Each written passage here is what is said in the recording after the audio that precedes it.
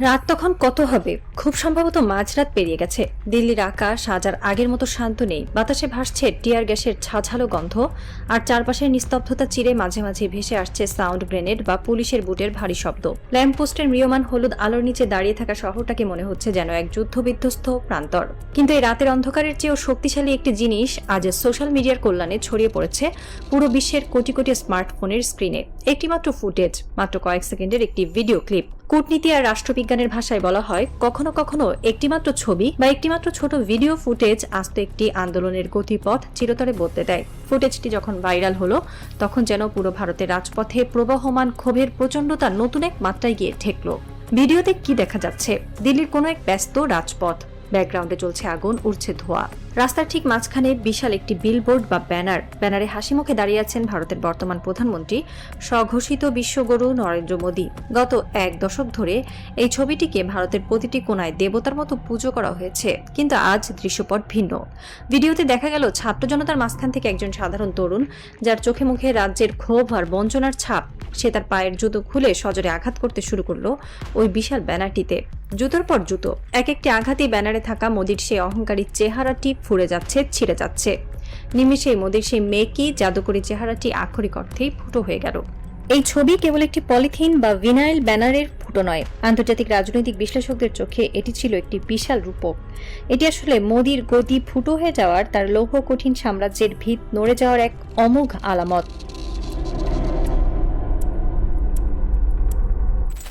স্বৈরাচারীদের একটি সাধারণ এবং অত্যন্ত ভুল মনস্তত্ত্ব আছে। তারা ভাবে ভয় দেখিয়ে রাষ্ট্রযন্ত্রের পেশি শক্তি ব্যবহার করে সাধারণ মানুষকে অনন্তকাল দমিয়ে রাখা যায়। কিন্তু রাষ্ট্রবিজ্ঞানের একটি চিরন্তন সত্য হলো, কখনো মানুষকে এমনভাবে ভয় দেখাতে হয় না যে মানুষ আর কখনো ভয় পাবে না। মোদী সরকার গত 10 বছর ধরে ঠিক এই ভুলটি করে এসেছে। ইডি, সিবিআই, পুলিশ, আরএসএস এর পেটোয়া বাহিনী দিয়ে তারা ভারতের সাধারণ মানুষ, বিরোধী দল এবং তরুণ প্রজন্মকে এক চরম ভয়ের মধ্যে আটকে রেখেছিল।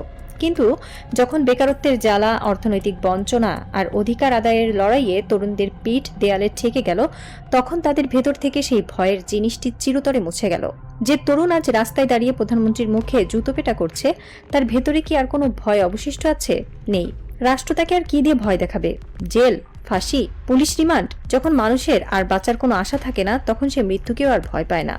মোদী তার তথাকথিত রামরাজত্ব বা হিন্দুত্ববাদী স্বৈরাচারী শাসনের একদম শেষ অধ্যায়ে এসে পড়েছেন। যে রাজত্ব দাঁড়িয়েছিল মেকি, ধর্ম আর ভয়ের উপর, সেই রাজত্বের ভিত আজ একটি জুতোর আঘাতে তাসের ঘরের মতো ধসে পড়েছে।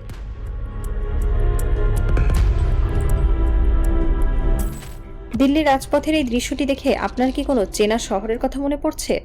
একটু চোখ বন্ধ করে মাত্র কয়েক মাস আগের একটি দৃশ্যপট কল্পনা করুন। 2024 সালের জুলাই-আগস্ট মাস। ঢাকার রাজপথেও সেদিন ঠিক একই রকম আগুন জ্বলছিল। সেদিনের ছাত্র জনতাও ঠিক এভাবেই স্বৈরাচারের বিরুদ্ধে রাস্তায় নেমেছিল। শেখ হাসিনা ভেবেছিলেন তার পুলিশ, র্যাব আর ছাত্রলীগ দিয়ে তিনি ছাত্রদের পিষে মারবেন। কিন্তু ফল কি হয়েছিল? জুলাই আন্দোলনে আমরা ঠিক এমনই সব দৃশ্য দেখেছিলাম। সারা দেশে মোড়ে মোড়ে দাঁড়িয়ে থাকা শেখ মুজিব এবং শেখ হাসিনার ছবি, বিশাল বিশাল ব্যানার আর অলঙ্ঘনীয় ভাস্কর্যগুলো আক্ষরিক অর্থেই এফোর ওফোর করে দিয়েছিল ক্ষুব্ধ ছাত্র জনতা। যে ভাস্কর্যগুলোকে একসময় পাহারা দেওয়া হতো, যে ছবিগুলোর দিকে আঙুল তুললেও মানুষকে আয়নাঘরে গুম করে দেওয়া হতো, সেই ছবিগুলোতে সাধারণ মানুষ জুতো পেটা করেছিল, থুতু ছিটিয়েছিল। রাজনীতির ভাষায় এটি হলো যে কোনো স্বৈরাচারী শাসকের পতনের অন্যতম প্রধান লক্ষণ। যখন কোনো নেতার ছবি বা ভাস্কর্যের প্রতি মানুষের মনে আর কোনো সম্মান বা ভয় অবশিষ্ট থাকে না, তখন বুঝতে হবে সেই নেতার রাজনৈতিক মৃত্যু ইতিমধ্যেই ঘটে গেছে। তার শারীরিক বা আনুষ্ঠানিক পতন কেবল সময়ের ব্যাপার মাত্র। আজ ভারতের রাজপথে মোদীর ব্যানারের যে পরিণতি হচ্ছে তা প্রমাণ করে দিচ্ছে দিল্লি আজ ঢাকার সেই রক্তাক্ত জুলাইয়ের পথেই হাঁটতে শুরু করেছে। শাসক গোষ্ঠী সবসময় একটি মারাত্মক বিভ্রমে ভোগে। তারা মনে করে ভারী হেলমেট, হাতে লাঠি, অত্যাধুনিক রাইফেল, সাউন্ড গ্রেনেড আর মেশিনগান যুক্ত পেটোয়া বাহিনীই বুঝি পৃথিবীর সবচেয়ে শক্তিশালী ফোর্স। তারা মনে করে এই সশস্ত্র বাহিনীর সামনে কোনো সাধারণ মানুষ টিকতে পারবে না। কিন্তু ইতিহাস বারবার প্রমাণ করেছে পৃথিবীর সবচাইতে শক্তিশালী ফোর্স কোনো অস্ত্র বা সেনাবাহিনী নয়। পৃথিবীর সবচাইতে শক্তিশালী ফোর্স হলো এই ছাত্র জনতা। কেন? কারণ যাদের হারানোর কিছু নেই, যারা মরতে ভয় পায় না, তাদের সামনে কোনো মেশিন গানই কাজ করে না। দিল্লির রাস্তায় আজ যে তরুণরা দাঁড়িয়ে আছে, তাদের গায়ে কোনো বুলেট প্রুফ জ্যাকেট নেই, তাদের মাথায় কোনো হেলমেট নেই, তাদের আছে শুধু বুক ভরা ক্ষোভ আর পরিবর্তনের অদম্য স্পৃহা। পুলিশের লাঠি চার্জ বা টিয়ার গ্যাসের শেল তাদের হয়তো সাময়িকভাবে পিছিয়ে দিতে পারে, কিন্তু তাদের মনোবল ভাঙতে পারবে না। ঢাকার রাজপথে মুগ্ধ যেমন বুক পেতে দিয়ে বলেছিল পানি লাগবে পানি, অথবা আবু সাঈদ 2 হাত প্রসারিত করে বুলেটের সামনে দাঁড়িয়েছিল, আজ ভারতের রাজপথেও ঠিক তেমন অসংখ্য আবু সাঈদ আর মুগ্ধর জন্ম হচ্ছে। ওসব মেশিন গান বা পেটোয়া বাহিনীর কেয়ার করার সময় তাদের আর নেই।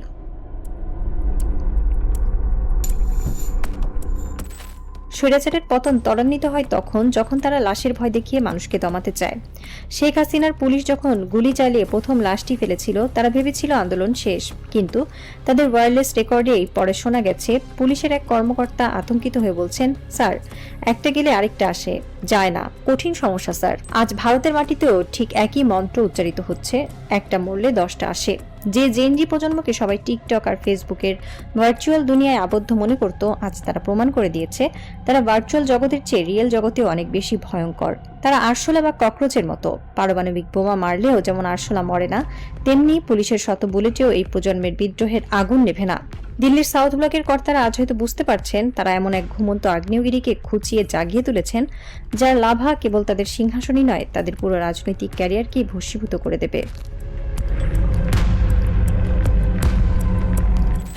দিল্লির রাইসিনা হিলে আজ হয়তো কারো চোখে ঘুম নেই। সাউথ ব্লকের শীতাতপ নিয়ন্ত্রিত ওয়ার রুমে বসে মোদির নীতি নির্ধারকরা হয়তো সিসিটিভি ক্যামেরায় দেখছেন সেই পুড়ে যাওয়া ব্যানারটির দৃশ্য। তাদের কপালে জমছে বিন্দু বিন্দু ঘাম। তারা হয়তো ভাবছেন আরো বেশি পুলিশ নামিয়ে, আরো বেশি টিয়ার গ্যাস ছুড়ে তারা তাদের এই মেকি সাম্রাজ্য বাঁচিয়ে রাখবেন। কিন্তু তারা বুঝতে পারছেন না যে তারা এমন একটি টাইম বোমার উপর বসে আছেন যার টাইমার অন হয়ে গেছে।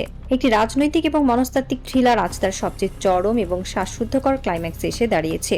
দাবার বোর্ডে সাধারণ ছাত্র জনতা তাদের কিস্তিমাতের চালটি অত্যন্ত নির্ভুলভাবে চেলে দিয়েছে।